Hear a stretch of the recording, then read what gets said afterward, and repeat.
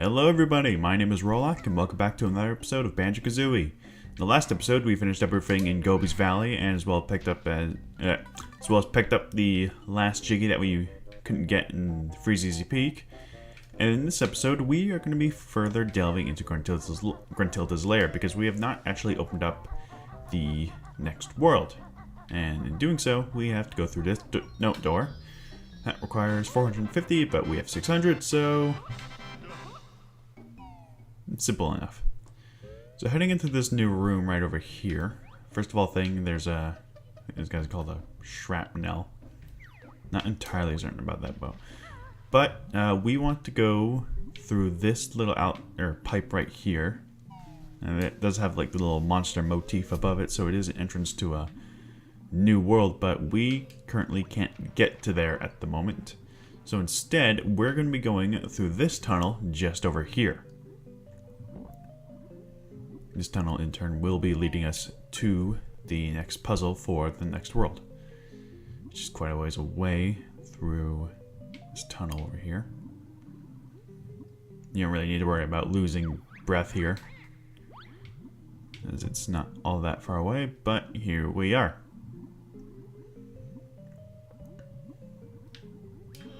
So we want to get all the way up there, because that is where the next puzzle is. Kill this guy, or ignore him, I don't really care. So, simply want to do this. Let's do a double jump between these platforms, and we are here. Let's go ahead and see how many this one needs. 1, 2, 3, 4, 5, 6, 7, 8, 9, 10. 10 jiggies. And in completing that puzzle, we have unlocked our next world, Mad Monster Mansion. Now where that is exactly, I will get into in a moment. Before, just got this thing. This is called a whip crack, I believe they're called. Could be wrong about that. I can't really remember much of the names. So, with that in mind, it is actually quite a ways away. It was at the entrance to the room where the entrance is actually just past the Gobi's Valley puzzle, so I will see you guys over there in just a moment. Alright, here we are back in the big lava pit. So where exactly we want to go is quite simple, just past Gobi's Valley's picture. Careful not to fall in the pit. And just into this little entrance right over here. Doing so will lead us to a large graveyard. And before we head into the next world, there's actually someone we need to talk to, if I remember correctly where she is. I think she's... Yep, there she is. Alright, we gotta save her this time. The warp bag keeps a shrunken head in her pocket for luck. See my sister cuddling a scary teddy bear. Really proud of her broomstick. It's a top of the range Rough Rider Deluxe. Okay, so we'll keep those in mind for later. I believe behind is just a honeycomb hive. Oh, and one more thing we want to do before we head into that world is very important for later. We want to bust open this gate by doing a rat-a-tap. And there we go. We'll be exploring that little area over there much later, mostly after the level's done. But without any more distractions, let's head right into it.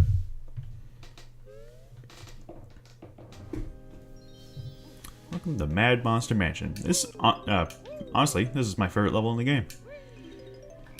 So we collect those notes there, and first thing we want to do is just bust down this door right here and head right into the mansion.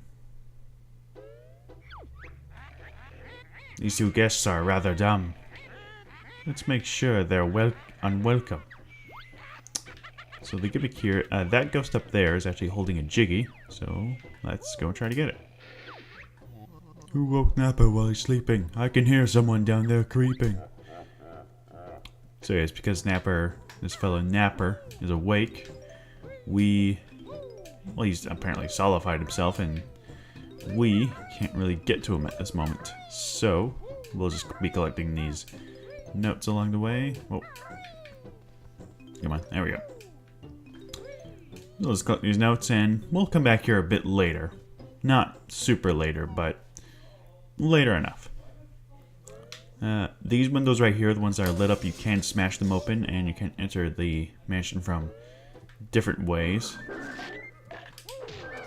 These guys right here are very similar to the... Oh, really? The fire hurt me? Okay. And we just pop out of the paintings, much similar to the guys who popped out of the grates in Clinker's Cavern. These guys are practically like Mum-Mums, but skeletons. Knock them down, they'll go back up eventually. You want to kill them permanently, you gotta use the invulnerability feathers. These little guys are bats. I think called nippies? Nibbers? Nibbers? No, not nibbler. Okay. I'm gonna say it like that because the other one sounds a bit, yeah, okay. So, there's our window in here, so let's just smash that open. The names will make a lot more sense once we get to the credits, because that's where all the names are actually revealed. Got eggs in this room. Nothing. Most of the rooms don't have a whole lot of things you want to collect, or points of interest, but you want to make sure it's to bash through them just in case. Okay, just over here. So I want to slam this door open. Sounds weird. And we have made it into a wine cellar. And in here's a new enemy. This is a Teehee. These guys are also invincible. The only way to kill them is an invulnerability feather. And there we go. So in these,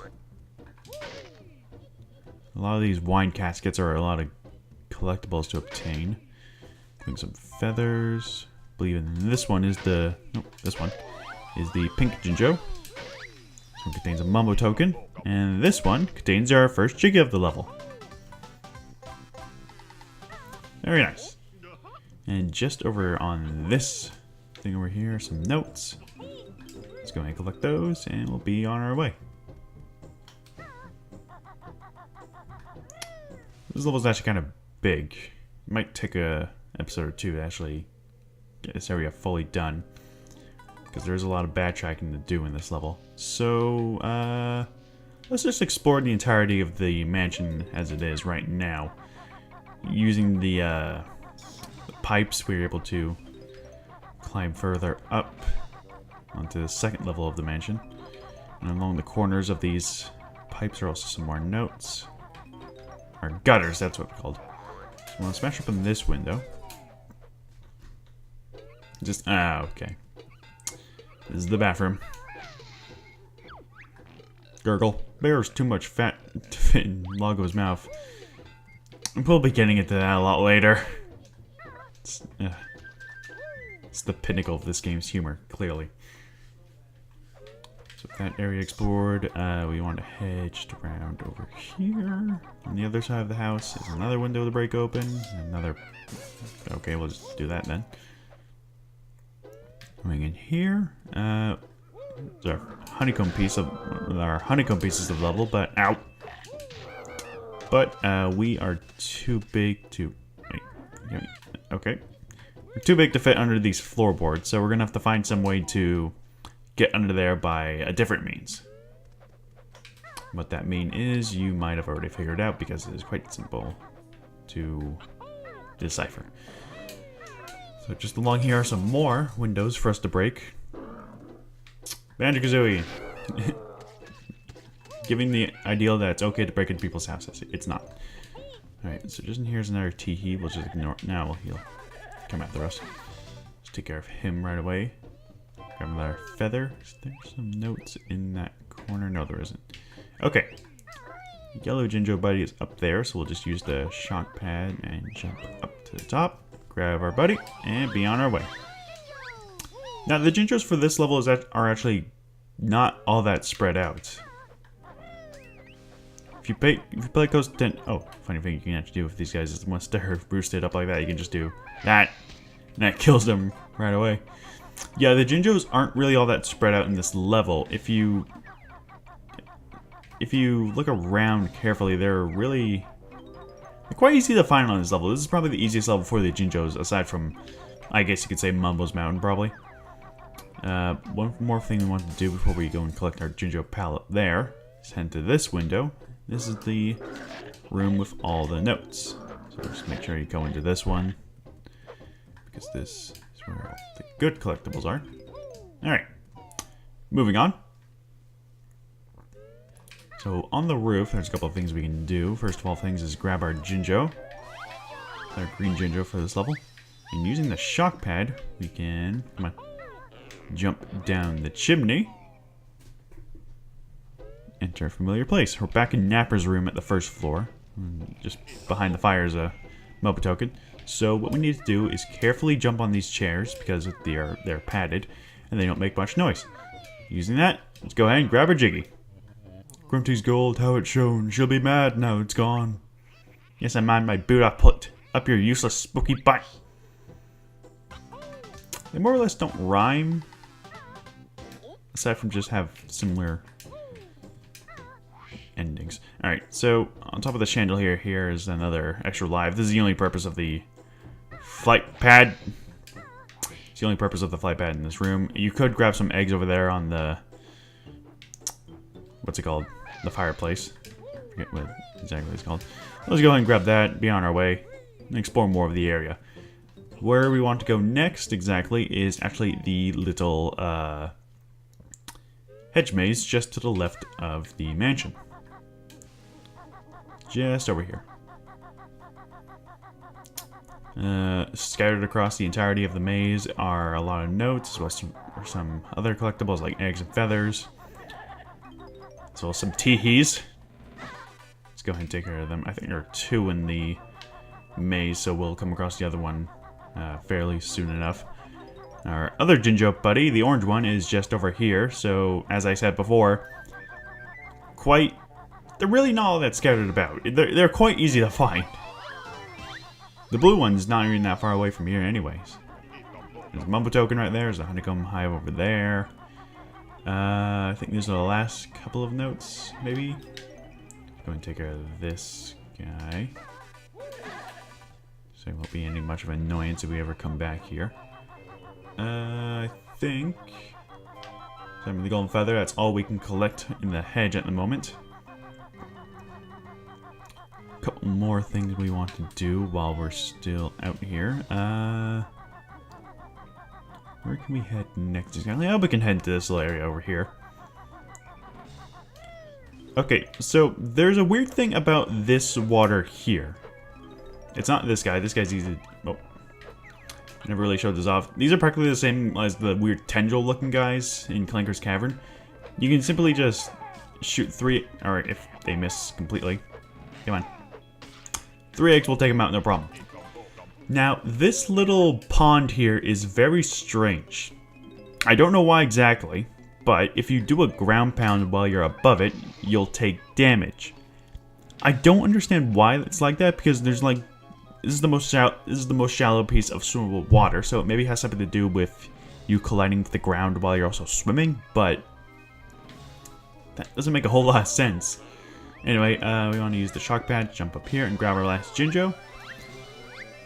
So there you go. Yeah, the Jinjos are really not all that spread out in this level. They're quite easy to find when you're like first. Yeah, so even falling it from like a high distance, I take damage. I don't know what's with this pond. I don't know if it has something to do with the water or is it... It's so strange. I don't understand it at all. Alright, so what we want to do next is actually somewhat of a bit of a time trial. We want to slam down this switch. Now open... Oh, shit. We can't... damn it. Ah, I forgot. We can't do this right now. Oh, I'm such an idiot. We can't do that because there's something we need to do before we do that. We have to bust down the damn gate. Oh, I'm an idiot. Yeah. How could I forget that? Okay, whatever. Let's go and collect some more notes. We'll be heading into that... No, wait, is there... Okay, no, there isn't. I'm gonna head up these stairs first. We will get to the big church over there in just a moment. We just need a couple more things to explore. At the moment, there are a lot of Mumbo tokens in this level.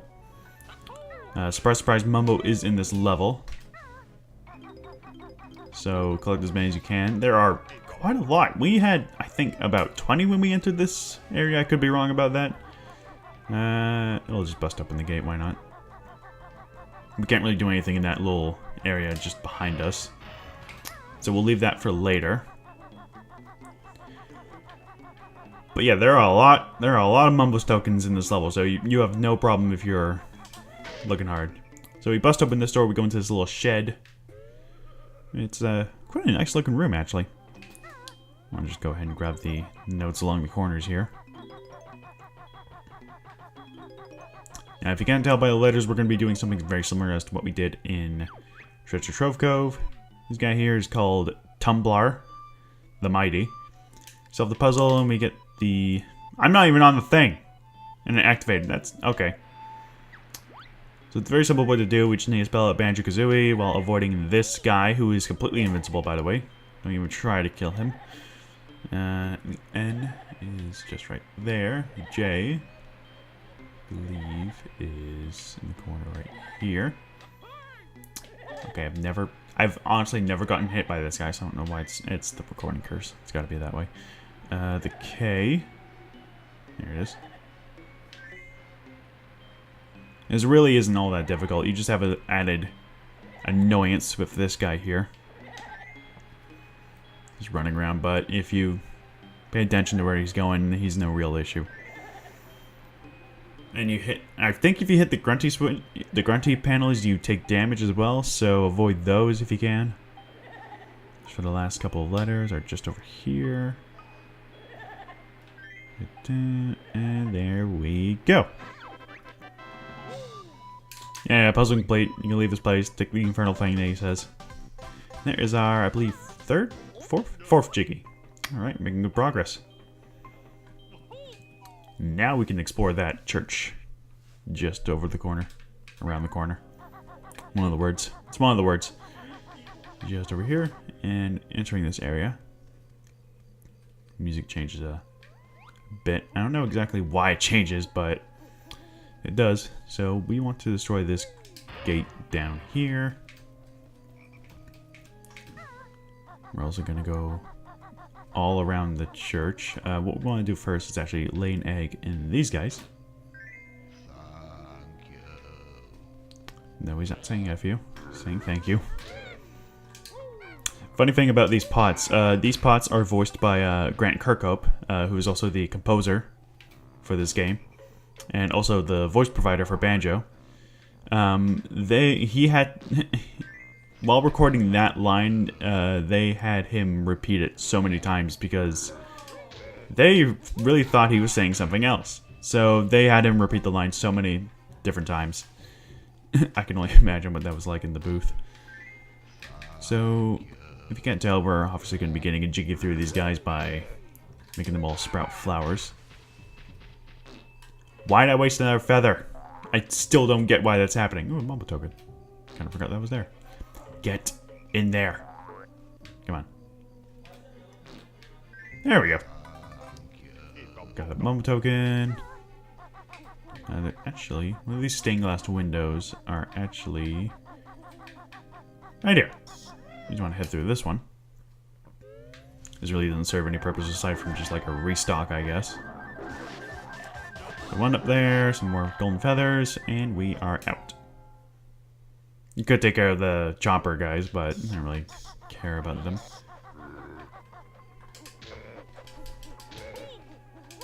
Oh yeah, I forgot these guys come alive. Some of the tombstones are disguised as like monsters. But they should be real no issue because they're quite easy to take care of. Plus they make an audible noise when they activate, so yeah. Alright, so we've actually been going on for quite a while, so we are actually going to be doing one last thing before we end it off. We want to jump on this guy over here, jump on this. So on the roof, we got a couple more notes for us to collect. These, that one. Angle of the roof is not making it easy to collect these. And just up this stone and right around. This clock does not have any hands. It is also on 4 different sides of the tower. I don't think that's how clocks work normally. But anyway, alongside the very top of the clock tower are some more notes to collect. Make sure you don't fall off because you have to climb all the way back up. Using this tiny little shock pad right here, or spring pad, jump up, grab the, I guess a compass, I guess you can call it, and grab our 6th Jiggy. Alright, so we actually got quite a lot done. We have a good view of the entirety of the level here. It's not a huge level, but most of the level are inside all the buildings. And we'll actually be going inside the church right here in the next episode. So, I'll see you guys then. Way to add an abrupt ending there, buddy.